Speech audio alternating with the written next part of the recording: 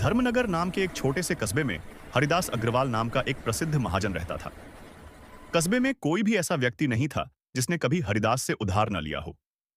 गरीब किसान, छोटे दुकानदार, दूर दराज के गांवों से आए मजदूर सब उसके पास जाते थे। हरिदास का एक ही नियम था, कर्ज मांगने वाले से न तो उसका अतीत पूछो और न ही उसकी मजबूरी। वह साफ साफ कहता था, मुझे सिर्फ दो बातें बताओ, कितनी रकम चाहिए और कब लौटाओगे। ब्याज वह लेता था, लेकिन न ज्यादा न कम, न धमकी, न गाली, न बदतमीजी। इसी वजह से कस्बे में उसकी इज्जत भी थी और डर भी।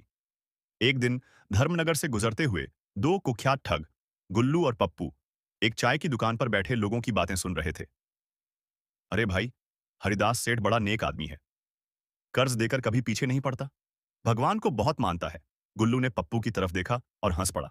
गुल्लू, यार पप्पू, अगर ये सब सच है तो ये सेठ तो साक्षात बेवकूफ निकला।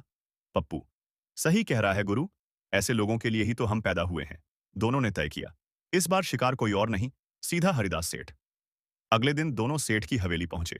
झूठी कहानी, फटी धोती, लाचार चेहरा। सेठ ने वही सवाल पूछा, कितनी रकम और कब तक। गुल्लू बोला, सेठ जी, 3,000 रुपये चाहिए, लौटाने की तारीख भगवान जाने। सेठ मुस्कुराया, भगवान जानता है तो ठीक है, लिख दो, जब ऊपर वाला चाहेगा। मुंशी चौंक गया, लेकिन सेठ के इशारे पर 3,000 रुपये दे दिए गए। दोनों ठग मन ही मन उछल पड़े। रात को दोनों एक सुनसान धर्मशाला में रुके। आधी रात को पप्पू की नींद टूटी। पप्पू, गुल्लू, उठ, कोई बात कर रहा है। अंधेरे में दो परछाइयां बात कर रही थीं। इस जन्म में मेरा हिसाब पूरा हो गया, लेकिन अगले जन्म में फिर भुगतना पड़ेगा। दोनों ठग कांप गए। एक आवाज बोली, जिन्होंने धर्मनगर के सेठ को ठगा है, उन्हें अगले जन्म में इंसाफ ढूंढना पड़ेगा। गुल्लू की रूह कांप गई।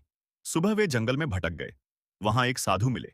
साधु बोले, कर्ज सिर्फ पैसे का नहीं होता बेटा, कर्मों का भी होता है। गुल्लू रो पड़ा। पप्पू की आंखें भर आईं। साधु बोले, अगर सच में प्रायश्चित चाहते हो तो ऐसा काम करो जिससे किसी का जीवन बदल जाए। आगे एक सूखा गांव मिला, पानी की एक बूंद नहीं। गुल्लू बोला, यही मौका है पप्पू। दोनों ने सेठ के पैसों से एक बड़ा तालाब खुदवाया। गांव में खुशियां लौट आईं। गांव वाले सेठ को बुला लाए। गुल्लू बोला, सेठ जी, आपका पैसा हमने लोगों की प्यास बुझाने में लगा दिया। सेठ देर तक चुप रहा, फिर बोला, आज समझ आया कि मैंने कर्ज क्यों दिया था। सेठ ने बही बंद की और कहा, तुम दोनों का हिसाब चुकता। उस दिन के बाद गुल्लू और पप्पू मेहनत से जीने लगे और हरिदास सेठ और भी श्रद्धा से भगवान को मानने लगा।